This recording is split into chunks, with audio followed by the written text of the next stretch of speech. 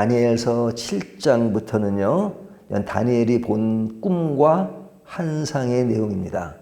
6장까지 분위기와는 확연하게 달라지는 것을 볼 수 있어요. 꿈과 환상. 꿈은 꿈이고 환상은 환상이지 뭔가 다른가 이렇게 얘기할지 모르겠는데요. 꿈은 이렇게 잘 때 꾸는 거잖아요. 잘 때 보는 거고요.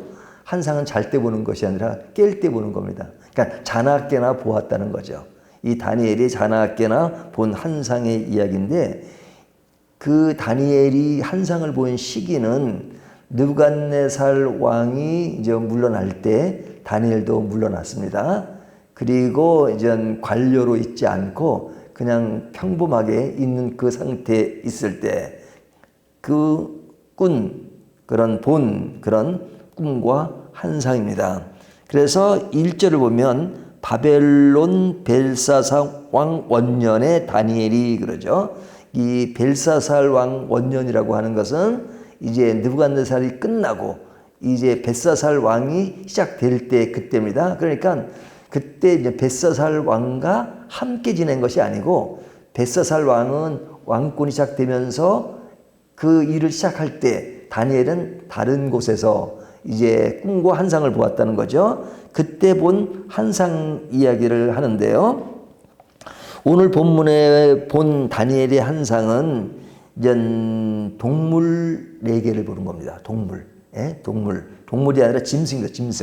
짐승이라고 표현합니다. 그래서 그 짐승을 이야기하는데, 첫 번째 본 짐승은요, 4절을 보면 첫째는 사자와 같은데 독수리의 날개가 있더니 내가 보는 중에 그 날개가 뽑혔고 또 땅을 둘려서 사람처럼 2발로 서기함을 받았으며 또 사람의 마음을 받았더라 그러죠.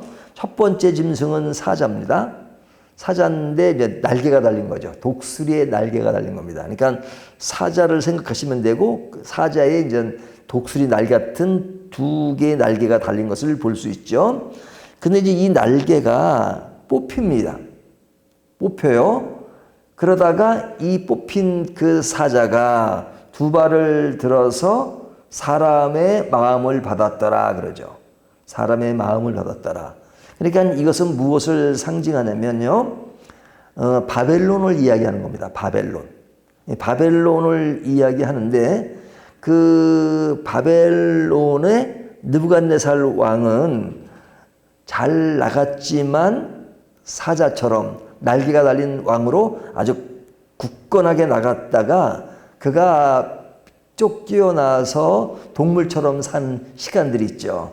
그러니까 그 날개가 뽑힌 겁니다. 느부갓네살이 날개가 뽑혔다가 다시 복귀하게 되죠. 그래서 복귀하는 상황을 사람들의 마음을 얻었다 이렇게 말하는 거죠.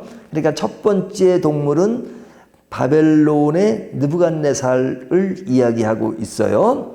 두 번째 동물은요, 무엇을 말하는가? 여기 보면 5절, 또 보니 다른 짐승 곧 둘째는 곰과 같은데 그것이 몸 한쪽을 들었고 그 입의 잎 사이에는 새 갈빗대가 물렸는데 그것에서 말하는 자들이 있어 이르기를 일어나서 많은 고기를 먹으라 하였더라 그러죠.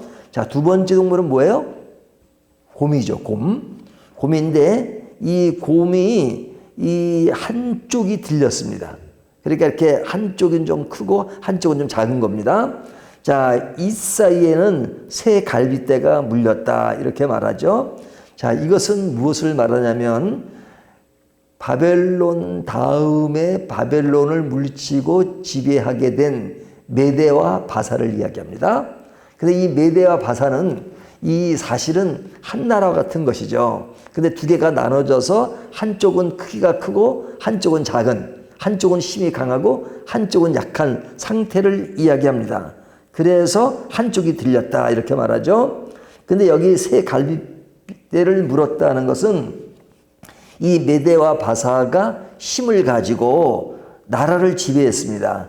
그 지배한 나라가 애굽, 바벨론, 리비아죠. 그러니까 이 세 나라, 애굽과 바벨론과 리비아를 지배한 이 나라가 메데아 바사인데, 이 메데아 바사가 한쪽은 다리오 왕이고 한쪽은 고레스 왕이었잖아요. 근데 이제 두 사람과는 삼촌과 조카 사이지만 실질적인 힘은 고레스가 가지고 있었어요. 그래서 고레스가 나중에는 연합하게 되죠. 그래서 이 상태를 지금 곰으로 묘사하고 있습니다. 세 번째 본 것은 6절인데요. 그 후에 내가 본즉 다른 짐승 곧 표범과 같은 것이 있는데 그 등에는 새 날개 넷이 있고 그 짐승에게 또 머리넷이 있으며 권세를 받았더라. 자, 여기의 동물은 표범입니다. 이 표범이 새 날개가 4개가 있고 머리가 4개가 있습니다. 그러니까 굉장히 빠르고 굉장히 날렵한 그런 분위기를 보여주잖아요. 이것은 헬라를 이야기합니다. 그리스. 헬라를 이야기하고 이때 빠른 표범, 이 모습은 알렉산더 대왕이 그 바벨론 이후에 이 페르시아를 잡아먹잖아요. 그러니까 이 알렉산더를 생각하게 합니다. 근데 이 알렉산더는 아주 큰 힘을 가지고 막강하게 힘을 발휘하지만 굉장히 빠른 나이에 죽지요. 33세에 죽습니다. 그 알렉산더가 죽고 나서 이 나라가 분열돼 버리죠. 4개로. 그래서 그리스가 4개로 나눠져서 4개 왕조가 이제 세계를 제패합니다. 그래서 이 세계를 제패하는 과정이 뒤에 또 나오기는 하는데요. 그래서 헬라가 4개로 나눠져서 통치한다. 그래서 여기 보면 4개의 머리와 4개의 날개를 이야기합니다. 4개의 그 나라. 그래서 4개의 이 나라 중에 이제 북과 남을 지배하는 나라가 이제 생기는데 그 밑에 있는 남쪽을 지배하는 나라가 이 이집트, 애굽을 지배합니다.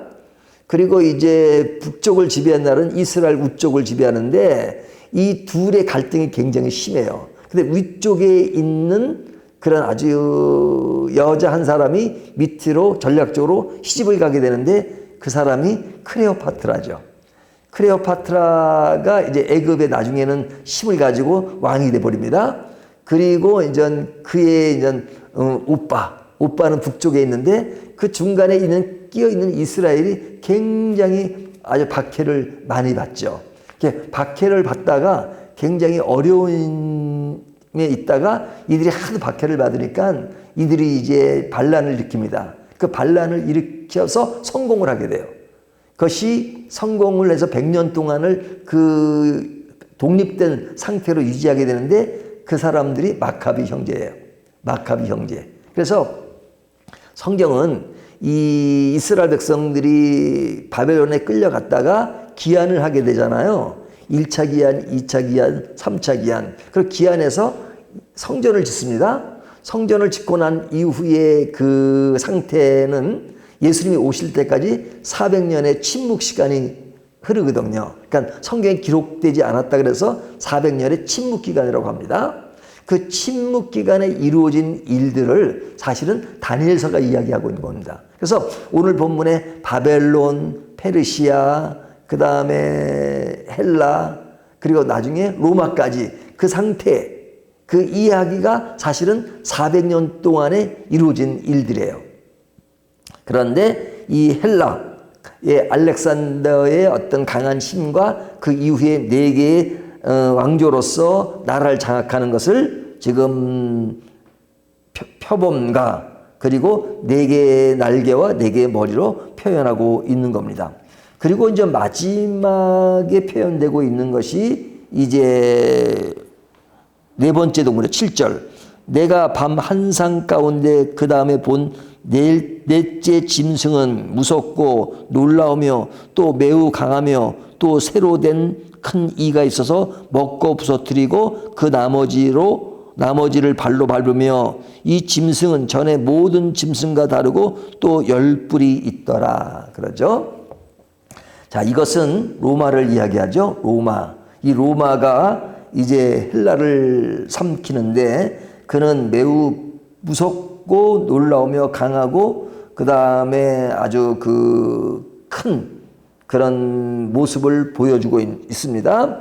그런데 이 로마가 굉장히 강한 그런 모습을 있는데 8절에 보면 내가 그 뿔을 유심히 보는 중에 다른 작은 뿔이 그 사이에 나더니 첫 번째 뿔 중에 셋이 그 앞에서 뿌리까지 뽑혔으며 이 작은 뿔에는 사람의 눈 같은 눈들이 있고 그 입이 있어 큰 말을 하였더라.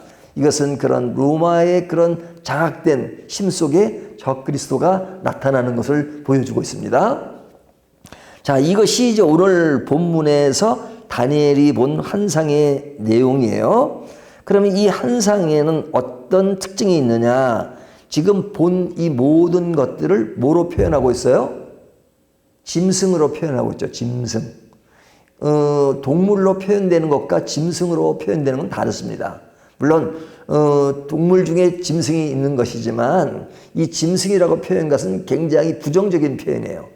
안 좋은 표현이란 말이죠. 그러니까 사람에게 욕을 할 때 동물과 같다는 말과 짐승 같아 하는 말은 다르잖아요. 짐승 같다는 것은 굉장히 부정적인 표현입니다. 근데 이들의 특징은 무섭죠. 우리가 이거 읽으면은 막 사자, 곰 이런 것들이 막 날개가 달리고 하는 그런 것들이 좀 무섭게 느껴지잖아요. 그러니까 이 짐승으로 표현된 그 권력, 그것이 무섭게 느껴질 수 있죠. 그래서 이 부분에 대한 것들의 이야기가 해석이 이제 내일 본문에 나옵니다. 그래서 이것이 바벨론이다 하는 것을 분명히 얘기를 해요. 성경 자체가. 그래서 성경은 성경으로 이해하는 것이 굉장히 중요한데, 자, 이들은 굉장히 무서운 그런 모습이기 때문에 짐승으로 묘사가 됩니다. 근데 이들이 어디에서 올라와요?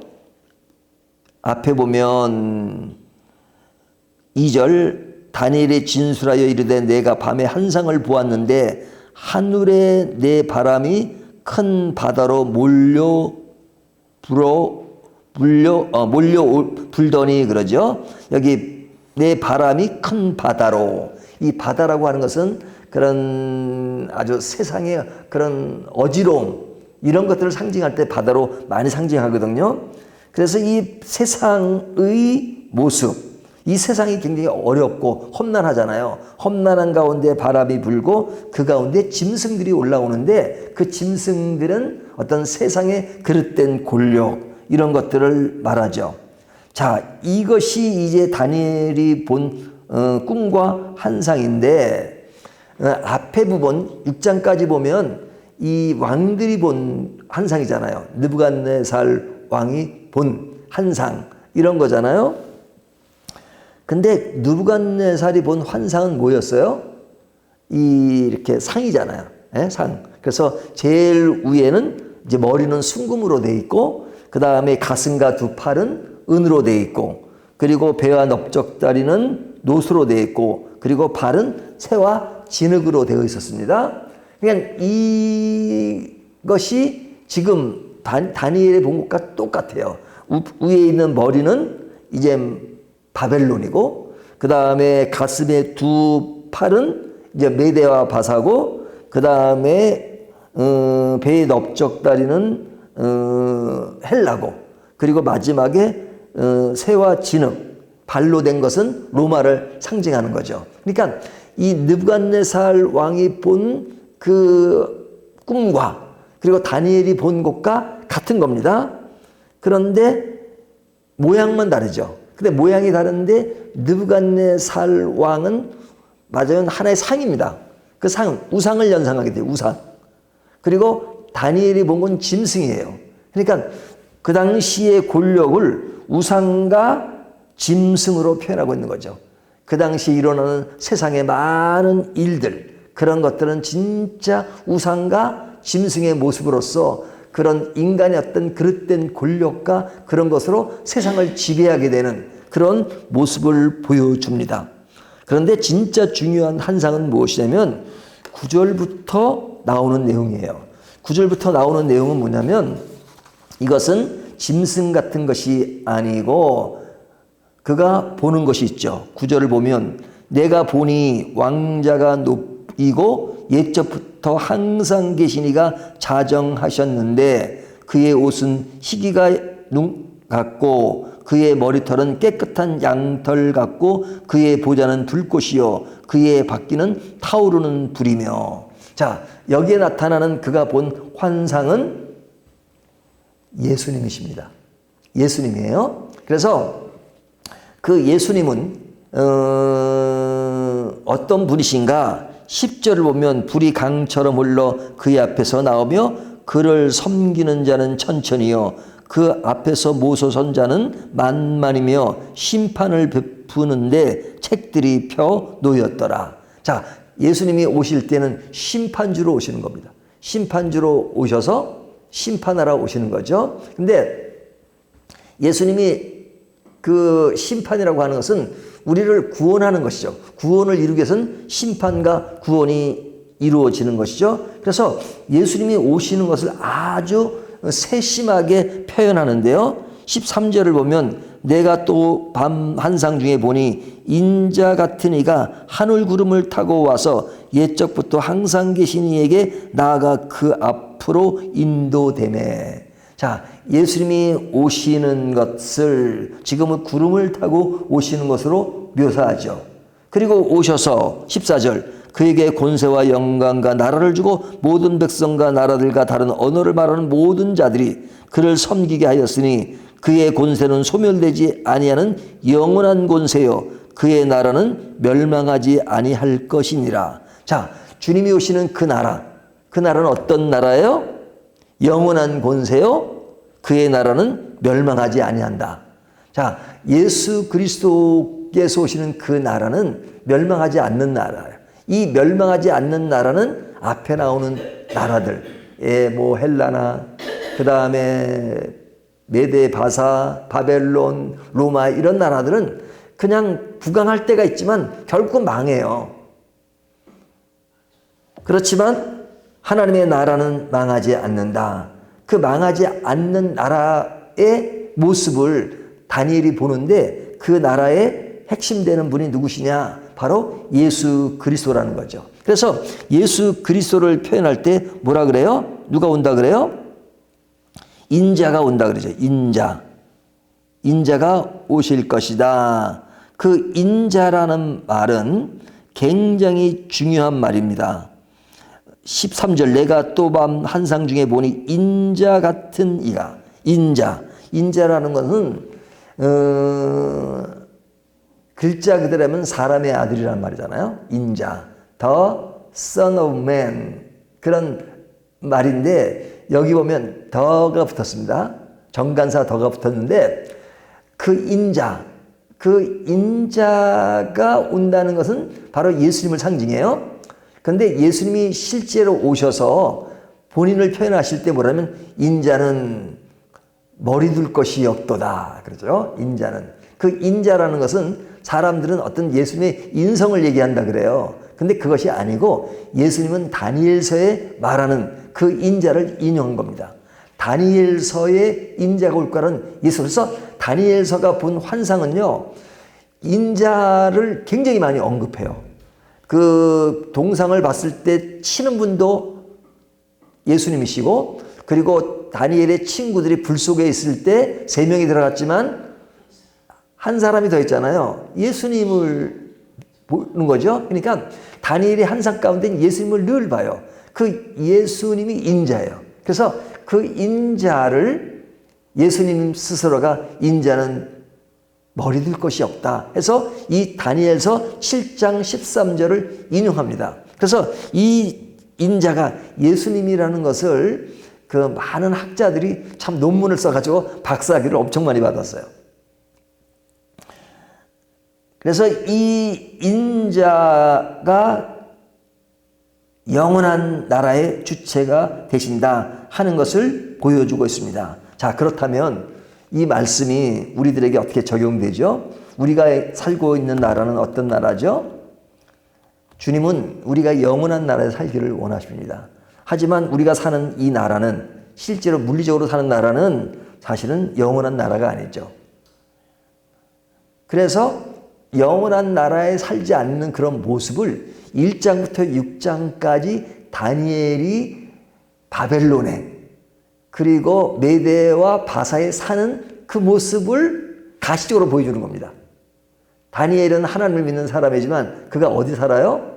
이방 땅인 바벨론과 메대와 바사에 살면서 그 그리스도인이 하나님 나라에 속한 그리스도인이 어떻게 살아가는가 하는 것을 보여주잖아요.